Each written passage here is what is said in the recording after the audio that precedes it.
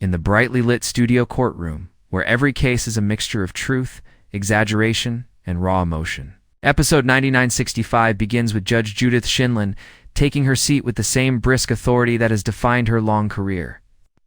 The audience hushed, the cameras steady, the gavel coming down with a decisive rap that instantly commands attention. And the plaintiff, Carol Stevens, stands with determination as she lays out her claim against the defendant, Denise Wallace, her former friend, and roommates suing for $4,200 to cover unpaid rent, unpaid utilities, and damages to the apartment they shared. And Judge Judy, wasting no time on small talk, demands immediate facts. Who paid what? Who owes what? What proof exists? Because in her courtroom, feelings are irrelevant and evidence is everything. And Carol, her voice shaky at first but steadied by months of frustration, recounts how she opened her home to Denise when she lost her job, agreeing they would split the $1,200 rent and utilities evenly once Denise found work. But as months passed, Carol says she covered nearly everything herself, while Denise claimed to be struggling, yet spent freely on shopping, entertained guests at length, and even hosted a birthday party that left the apartment damaged, the carpet stained with wine, a coffee table broken beyond repair. And when Judge Judy raises her sharp eyes to cut through Carol's flow, she demands receipts, photographs, or any form of hard evidence. To which Carol responds by producing utility bills that spiked dramatically during Denise's stay, photographs of the broken table and stained carpet, and receipts from a professional cleaner in a furniture store, which the bailiff collects and places on the bench for Judy to review, and the judge scans them quickly, her eyes flicking back and forth, noting the consistency in dates, the costs aligning with Carol's claim. And then, without hesitation, she swivels toward Denise, asking bluntly whether she paid her share of the rent, and Denise, arms crossed, eyes narrowing, insists that she contributed when she could, that Carol had agreed to be patient, that their arrangement was more of a favor than a contract. But Judy immediately slices through the excuse with her no-nonsense tone, pointing out that living arrangements between friends still require accountability, that promises without fulfillment are meaningless, that rent does not pay itself simply because one roommate feels entitled to slack off, and Denise, scrambling, insists that Carol exaggerated the damages, that the table was already unstable, that the carpet stains were not severe, and that the party was not exclusively her doing. But Judge Judy, sensing evasions, calls the first witness, the landlord, Richard Cole, who takes the stand with quiet dignity, testifying that Carol was the sole tenant on the lease, that rent was always paid on time through her, that Denise was never an official tenant, but lived there for nearly a year, and that after Denise moved out, he personally inspected the apartment and found damage well beyond ordinary wear and tear. A broken coffee table, wine-stained carpet, and scuffed walls, all of which Carol repaired at her own expense. And when Judy asks directly whether those damages could be considered normal aging, Mr. Cole firmly replies, no. They were clearly the result of careless behavior. And the defendant, Denise, tries to interrupt, claiming exaggeration, but Judy slams her gavel, silencing her with a cutting remark about speaking out of turn. Then she continues, pressing the landlord on whether Carol's invoices for repairs and cleaning were reasonable, to which he affirms they were consistent with what he observed. And Judy nods, noting the credibility, then calls Angela Morris, a friend of Denise's, who was present at the infamous birthday party. And Angela, visibly nervous, tries to downplay the chaos, insisting there were only a dozen people, that the table broke by accident when someone leaned on it, that the carpet spill was minor and cleaned with paper towels.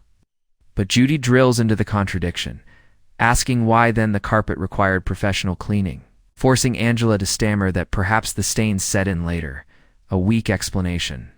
That earns Judy's classic eye roll and a sharp rebuke about minimizing responsibility.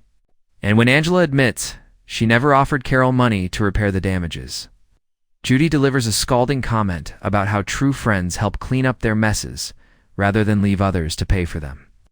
And Carol nods with vindication, while Denise fidgets. Then the neighbor, Mrs. Alvarez, is called, an elderly woman with sharp memory who recalls nights of loud music, cigarette smoke, crowds spilling into the hallway, testifying that the disruptions coincided with Denise's guests. Not Carol's, and Judy asks whether she ever saw Carol host such gatherings. To which she firmly says, no. Carol was respectful. It was always Denise's friends. Testimony that lands heavily. Further supporting the plaintiff, and Denise again bursts out, calling it lies.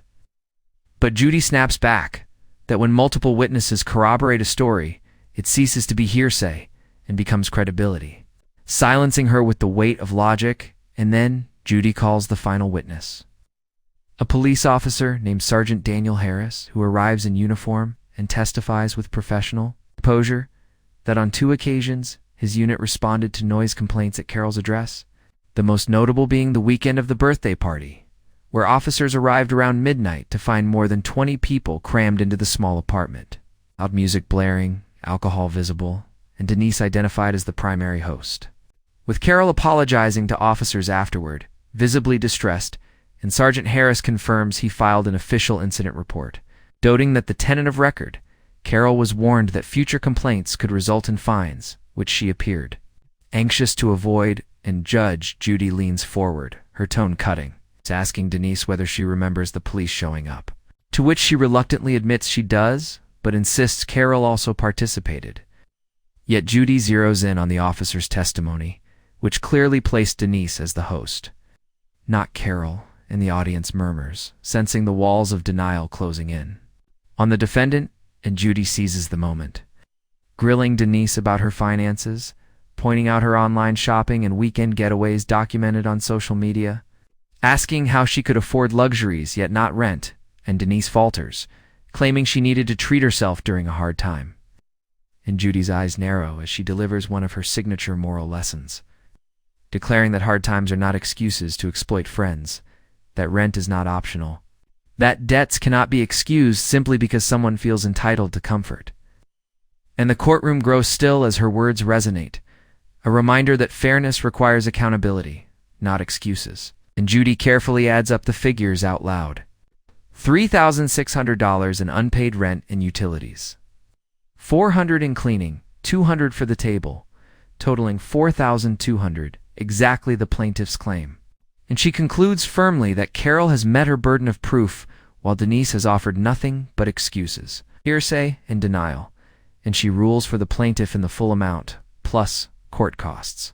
Slamming her gavel with finality, the sound echoing through the room as Carol sighs in relief and Denise mutters angrily, her face tight with resentment, and Judy, before dismissing, delivers one last scathing lecture that will echo for viewers long after the credits, that friendships do not erase responsibility, that generosity abused becomes betrayal, and that in her courtroom the truth, backed by evidence, will always cut through the fog of lies. And as the audience reacts with quiet applause, the lesson of episode 9965 is sealed into the long history of Judge Judy's uncompromising pursuit of justice. A reminder that no excuse can outweigh the facts. No denial can override the truth, and no friendship can survive the corrosion of unpaid debts and broken trust, leaving everyone who watched wiser about the value of responsibility, the fragility of trust, and the enduring authority of a judge who never lets nonsense prevail.